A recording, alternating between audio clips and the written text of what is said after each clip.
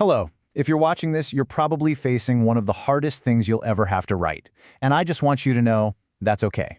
We're going to get through this together, simply and clearly. And wow, this quote really just hits home, doesn't it? You're grieving, you're on a deadline, and you're trying to capture an entire lifetime in just a few paragraphs. I mean, that is a ton of pressure. It is completely normal to feel overwhelmed right now. But I promise you, you can do this. The whole point here is to give you a clear, manageable game plan to get you from that scary blank page to a really beautiful tribute. We're just going to take it one piece at a time. So let's start with the absolute basics. What even is an obituary? I think understanding its real job helps simplify the whole process. You know, when you boil it down, an obituary really just does four main things. It announces the death, it gives a little summary of who the person was, it names the family who survives them, and it gives all the practical details for the service so people can come and pay their respects. That's it. It's a tribute, for sure, but it's also a practical announcement. And look, this might be the single most important thing to remember.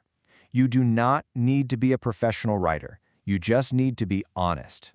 A tribute that feels real and authentic is going to mean so much more than one filled with fancy words and cliches. All right, so before you even think about writing a single sentence, the best thing you can do is just gather up your materials. Think of it like building the foundation of a house. These 8 things right here, this is your checklist. Just go through and gather this info first. Having their full name, all the key dates, the list of survivors, and the service info all in one spot before you start writing, it just makes everything so much faster and way less stressful. It basically turns this big creative challenge into a simple fill-in-the-blanks to get you started. Okay, once you've got those foundational facts, it's time to pick a blueprint for how you're going to tell their story. And the good news is, you really only have 2 main options to choose from. So you just have to ask yourself, which one fits them better? Was their life a clear journey, from start to finish? Did they build a career or raise a family in a way that tells a story? Then chronological is perfect. But if what really defined them was their big personality, or their unique quirks, or their passions, then a thematic structure might be the way to go. You could start with something like, anyone who knew her for her infectious laugh, and then build the story from there. Okay, now we get to the most important part, the heart of it. This is how you breathe life and personality into the notice. It's how you turn a list of facts into a real portrait of a person. Here are 5 super simple, totally actionable ways to do just that. And we're going to zoom in on a couple of these because honestly, they're little tricks that have a huge impact. First up, this one is so simple, but it makes a world of difference. As you're writing, just make a conscious effort to use their name, instead of always saying he or she. It really keeps them present in the writing and makes the whole thing feel so much warmer and more deliberate. Just listen to the difference here. David loved the Giants. It feels direct, it feels active, it's a statement about David. He loved the Giants. It's just a little more distant, right? It's such a small change, but it really shifts the whole tone. And this one is my favorite, the power of a specific detail. Vague phrases like, he will be dearly missed, don't really paint a picture for anyone.